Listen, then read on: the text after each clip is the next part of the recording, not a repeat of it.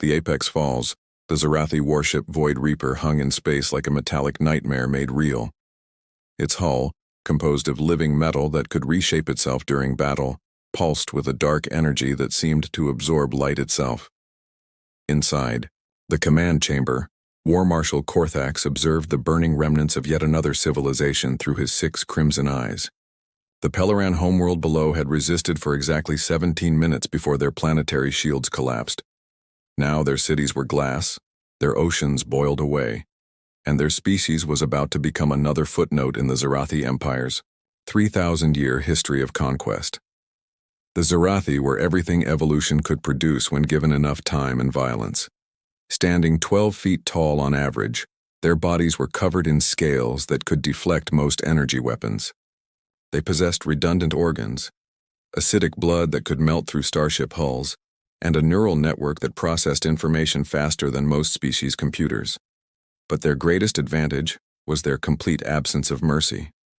On their homeworld of Zarath Prime, compassion had been bred out of them through millions of years of perpetual warfare.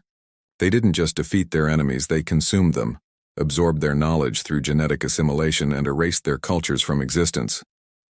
Korthax turned to his subordinate, Strike Commander Vex, whose scarred face told the story of 100 conquered worlds. The Pellerans had attempted something interesting in their final moments. They had broadcast a distress signal not to their colonies or allies but into deep space, toward a region the Zarathi had never bothered to explore. It was a desperate, meaningless gesture from a dying species, but protocol demanded investigation. The signal had been picked up by something. Long-range sensors detected ships approaching from the void between galactic arms, a region most species avoided due to its lack of resources and habitable worlds. The vessels were small, primitive by Zarathi standards, using chemical propulsion, and nuclear reactors instead of antimatter cores. Their design was utilitarian, almost ugly, lacking the sleek efficiency of advanced civilizations. Initial scans indicated they belonged to a species calling itself humanity, originating from a single star system on the galaxy's outer rim. Korthax's mandibles clicked in what passed for laughter among his kind.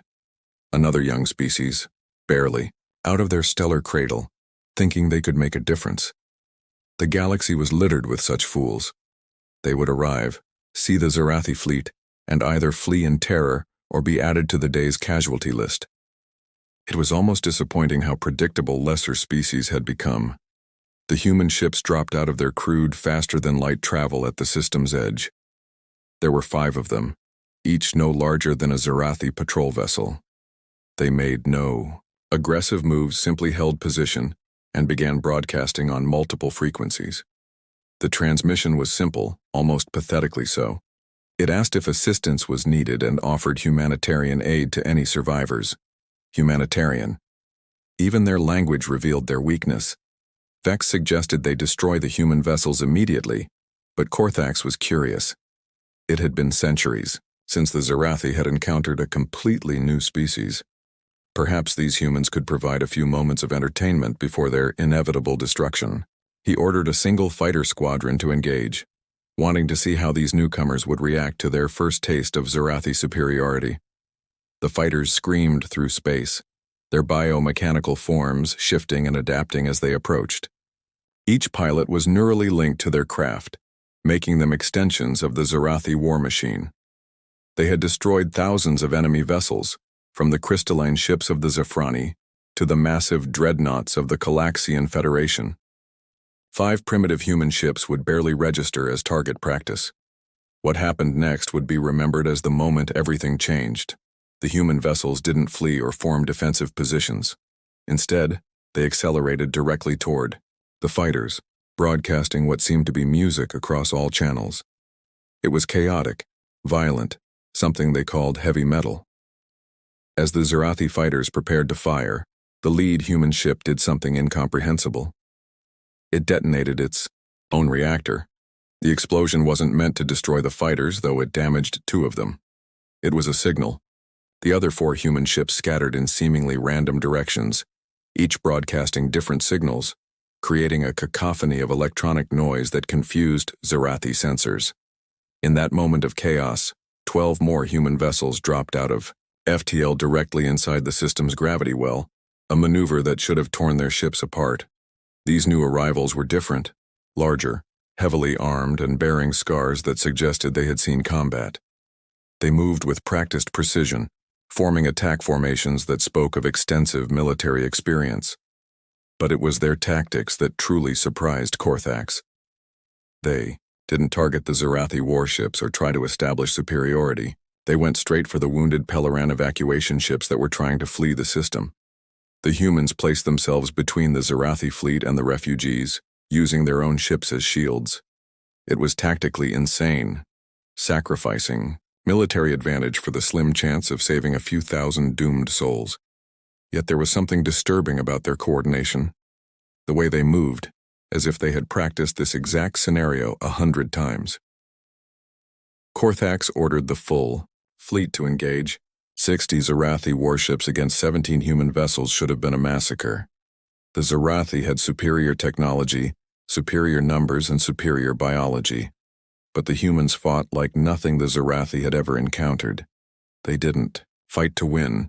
They fought to make the enemy lose. When a Zarathi battlecruiser moved to flank them, a human ship would ram it at full speed, detonating its payload of nuclear weapons at point-blank range. When fighters swarmed a human vessel, it would vent its atmosphere and use the escaping gas to create a debris field that fouled targeting systems. The battle lasted 4 hours. When it ended, the Zarathi had lost 12 ships, more than they had lost in the previous decade of conquest. The humans had lost all 17 of their vessels, but they had bought enough time for 90% of the Pelleran refugees to escape. It was a victory that looked like defeat, and a defeat that felt like something else entirely. As Korthax reviewed the battle data, he noticed something troubling. The human ships had been recording everything, transmitting it all back to their space. They had been learning, adapting, studying Zarathi tactics and technology, even as they died. The final transmission from the last human ship had been a simple message in hundreds of languages. We are humanity. We are coming. We do not forgive. We do not forget. We do not surrender. For the first time in his long life, Korthax felt something his species had bred out of themselves millennia ago. It was small, barely noticeable, but it was there. Uncertainty. These humans had lost every ship, every soldier, and yet their message suggested this was only the beginning. They had turned a massacre into a statement, a defeat into a promise.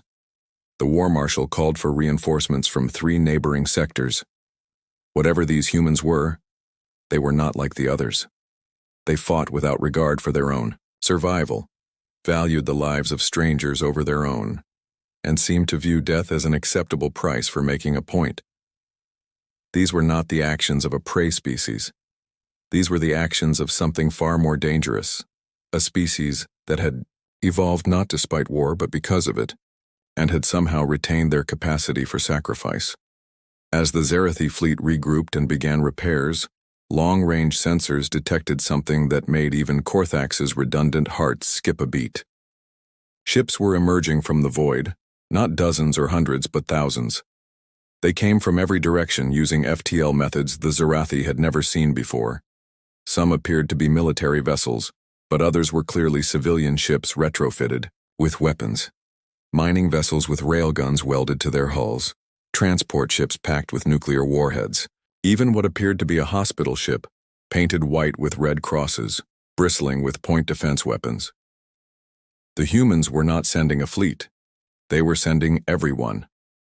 And as the first wave of human ships engaged the Zarathi perimeter, Korthax heard something in their transmissions that chilled him to his core. They were laughing. Not the calculated psychological warfare of advanced species, but genuine, almost joyful laughter, as if they had been waiting their entire existence for a fight like this. The hunter becomes hunted. The second wave of human ships brought something the Zarathi had never encountered in 3 millennia of conquest: complete unpredictability. Where other species fought with logic and self-preservation, humans fought with what could only be described as organized chaos. Their battle plans seemed to be suggestions rather than orders, with individual captains making decisions that ranged from brilliant to suicidal, often both at the same time. Captain Sarah Chen commanded the improvised battleship Stubborn Bastard, a former mining vessel that had been retrofitted with mass drivers originally designed to launch asteroids. Her crew of 300 included former military personnel, asteroid miners, and even a few convicted pirates who had been given pardons in exchange for joining the fight. As her ship engaged a Zarathi destroyer twice its size, she broadcast classical music over open channels, while her crew sung ancient war songs from Earth's bloodiest conflicts. The psychological effect on the Zarathi was profound. They had evolved to instill fear, to break their enemies' will before destroying their bodies. But humans seemed to become more determined the more hopeless their situation became. When the Zarathi destroyed one human ship, its crew would broadcast their last words for all to hear, usually some variation of defiance that would inspire 10 more ships to take their place. What truly disturbed War Marshal Korthax was the speed at which humans adapted. Within days of the first engagement, they had developed countermeasures to Zarathi weapons that had taken other species decades to conceive. They had reverse-engineered captured Zarathi technology and found ways to use it that the Zarathi themselves had never considered. One human engineer had figured out how to turn a Zarathi shield generator inside out, creating an expanding bubble of destructive energy that could cripple nearby ships. But the masterstroke came when humanity revealed they had not come alone.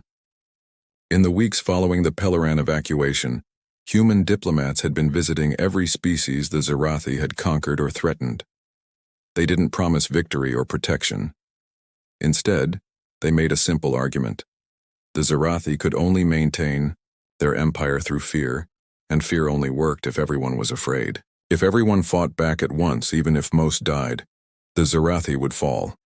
It was insane logic, the kind that only made sense to a species that had spent its entire history fighting itself and somehow survived.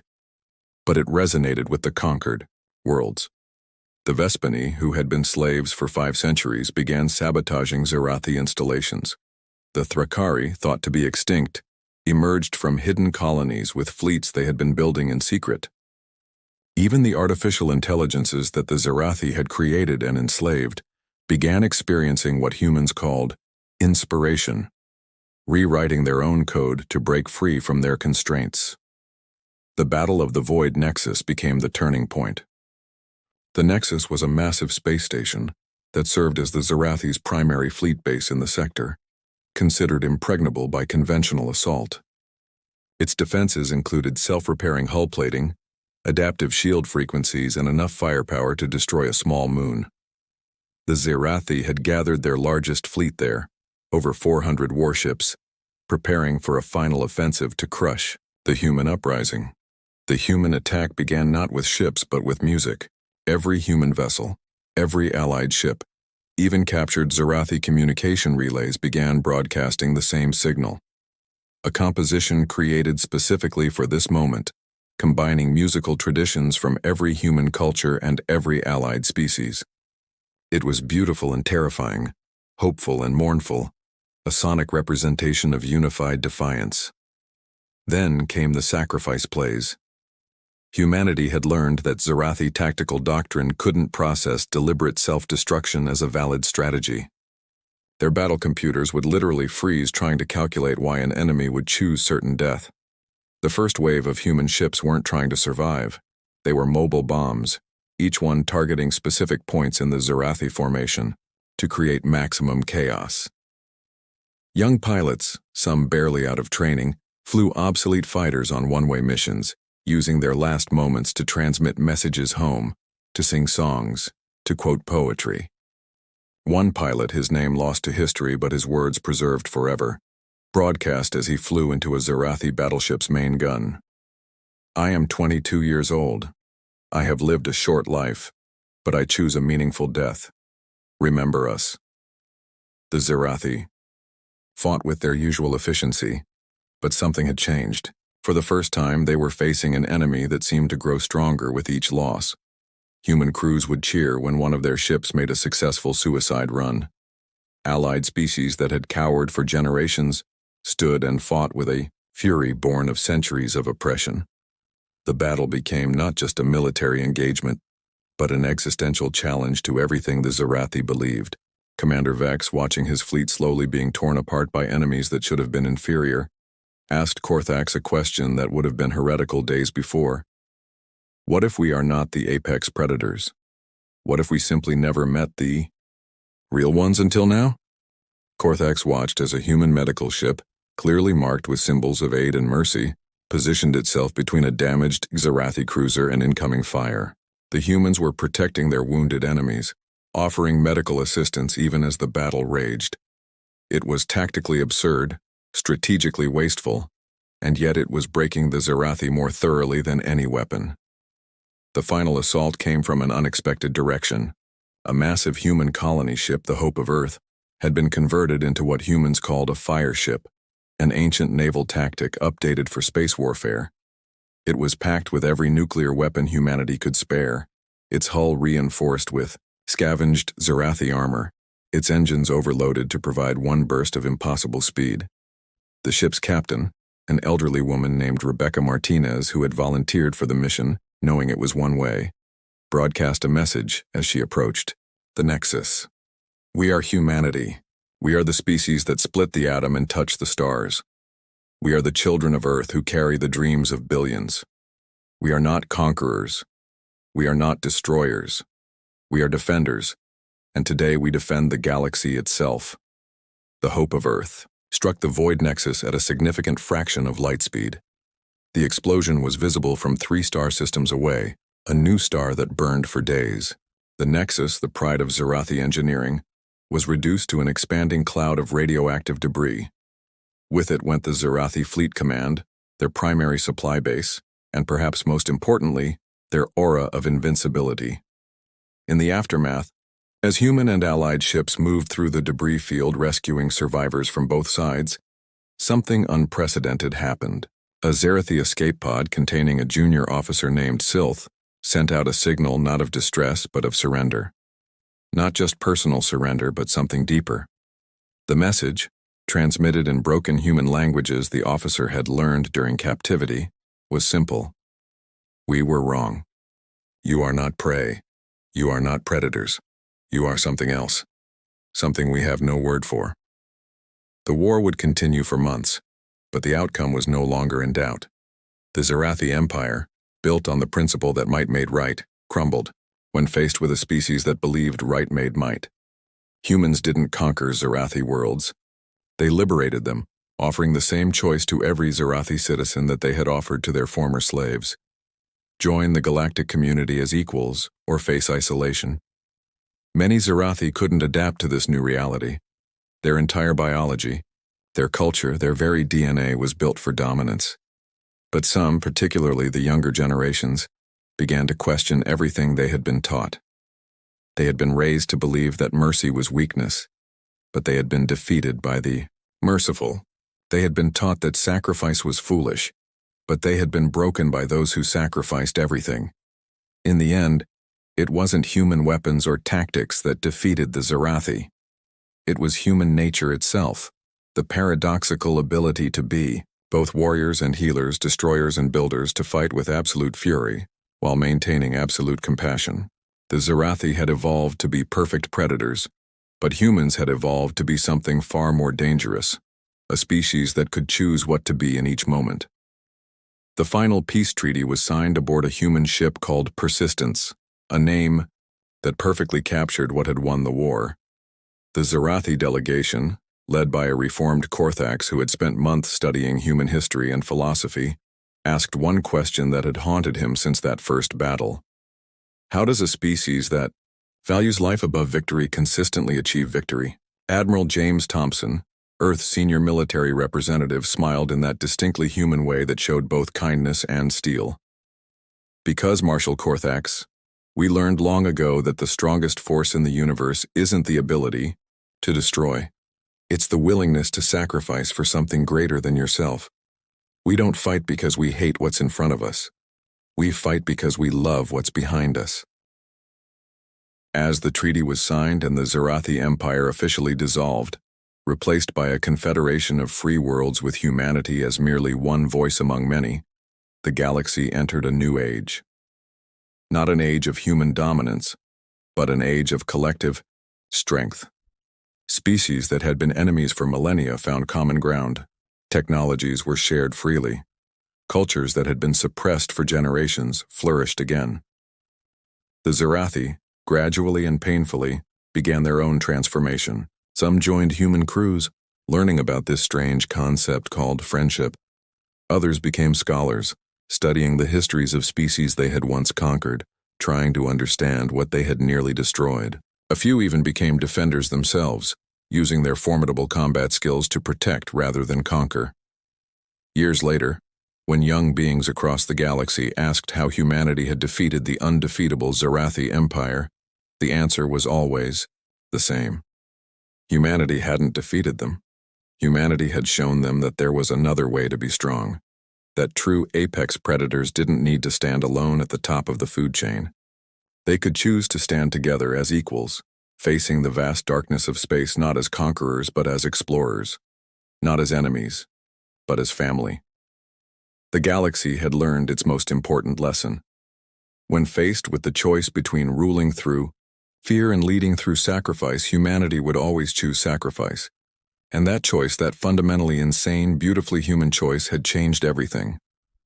In the end, the Zarathi hadn't been defeated by superior technology or tactics. They had been defeated by an idea, one that humans had carried with them from their small blue world to the stars, that every life has value, that strength comes from unity, and that sometimes the greatest victory is making your enemy into your friend.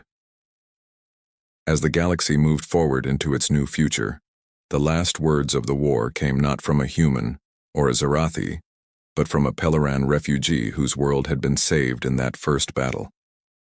Standing before the Galactic Council, she said, simply, "The predators thought they were hunting prey. They never realized they were teaching the galaxy how to become human."